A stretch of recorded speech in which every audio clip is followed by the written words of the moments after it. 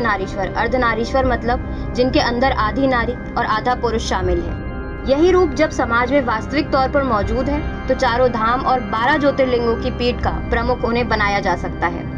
उनकी तरक्की के लिए ईडब्ल्यूएस या आर्थिक रूप से कमजोर वर्ग के खाने में रख दिया जाए तो कैसा रहेगा?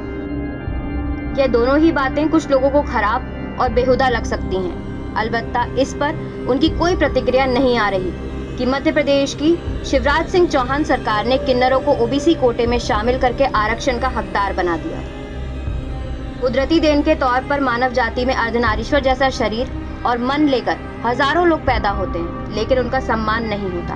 उनका जीवन और अंत भी सामान्य लोगों के बीच नहीं रहता। सामाजिक तौर पर उनका तिरस्कार ना हो और सामान्य जीवन जी सकें, इसके लिए कोशिशें होना जरूरी हैं। उनकी विशेष रूप से मदद करने से यह रास्ता निकल सकता है, लेकिन जाति व्यवस्था के चलते सामाजिक रूप से वंचित दूसरे वर्गों के अधिकार से कटौती करके उनको राहत देना शायद गलत होगा। बाबा साहब भीमराव अंबेडकर के जन्मदिन के 2 दिन पहले 12 अप्रैल को मध्य प्रदेश में शिवराज सिंह चौहान की कैबिनेट ने ट्रांसजेंडर्स को आरक्षण दे दिया, लेकिन ओबीसी कोटे में शामिल करके।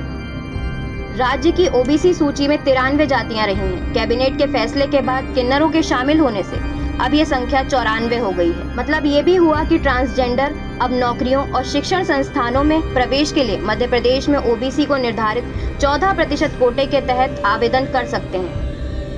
मध्य प्रदेश में लगभग 30,000 ट्रांसजेंडर हैं, जिनकी फिक्र शिवराज सरकार को खाई जा रही थी। ऐसा भी लगता है कि वह ओबीसी में उनको शामिल करने को काफी व्याकुल रहे हैं। शिवराज सरकार ने राज्य में अन्य पिछड़ा वर्ग के रूप में ट्रांसजेंडर आरक्षण पर कई बयान दिए हैं। एक प्रेस कॉन्फ्रेंस में उन्होंने ट्रांसजेंडर समुदाय के कल्याण और सशक्तिकरण के लिए अपनी प्रतिबद्धता जाहिर की और कहा कि आरक्षण उन्हें ज्यादा मौके मुहैया कराएगा और विभिन्न सामाजिक कल्याण योजनाओं और लाभों तक उनकी पहुंच बनेगी। उन्होंने जोर देकर कहा कि ओबीसी के रूप में ट्रांसजेंडर व्यक्तियों का आरक्षण समानता और गैर भेदभाव के संवैधानिक वादे को पूरा करने की दिशा में एक कदम है।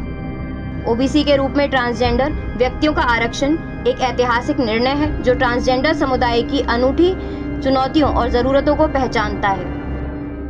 12 अप्रैल को ओबीसी सूची में ट्रांसजेंडर्स को शामिल करने के कैबिनेट के फैसले के बाद स्वास्थ्य शिक्षा मंत्री विश्वास सारंग ने प्रेस ब्रीफिंग में कहा, हाल ही में सुप्रीम कोर्ट ने किन्नरों को थर्ड जेंडर की मान्यता देकर शैक्षणिक संस्थाओं और भर्तियों में इस समुदाय को आरक्षण देने को निर्देशित किया था। कैबिनेट के फैसले को लेकर हलचल तो मचना ही थी।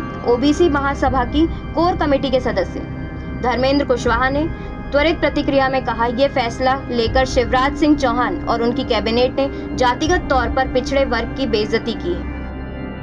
संविधान सभी नागरिकों को बराबरी का अधिकार देता है, लेकिन लैंगिक मामले को जाति से घालमेल नहीं कर सकते। ओबीसी आरक्षण जाति के आधार पर है, लैंगिक मुद्दे से इसे क्यों जोड़ दिया गया?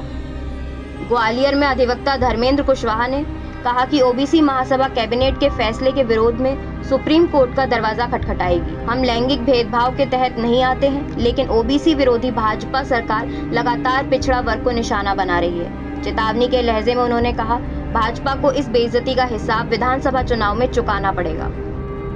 कुशवाहा ने कहा कि 2011 की जनगणना के अनुसार मध्य प्रदेश में 51.5% ओबीसी जनसंख्या है। अनुसूचित जाति का आरक्षण 16% और अनुसूचित जनजाति को 20% आरक्षण निर्धारित है, जबकि सामान्य वर्ग के पास 50% नौकरियां हैं। ओबीसी जनसंख्या सबसे ज्यादा है, फिर भी सिर्फ 14% आरक्षण मिलता है। हम भाजपा सरकार के ताजा कदम की निंदा करते हैं और अदालत का रुख करेंगे।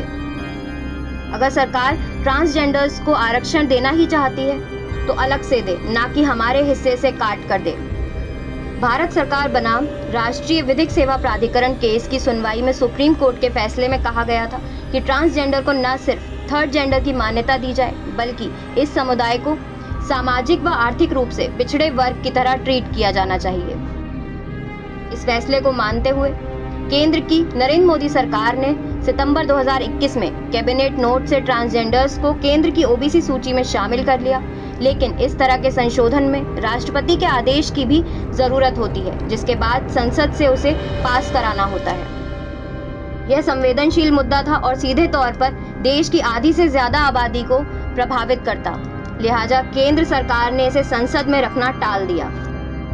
साल 2021 में कर्नाटक ट्रांसजेंडर्स को सभी सरकारी नौकरियों में 1% आरक्षण देने वाला देश का पहला प्रदेश बना था। कर्नाटक के आधार पर हाई कोर्ट के आदेश से बिहार में भी इस तरह की व्यवस्था देने के प्रयास हुए हैं, लेकिन यहाँ ओबीसी से उनको क्लिप नहीं किया गया।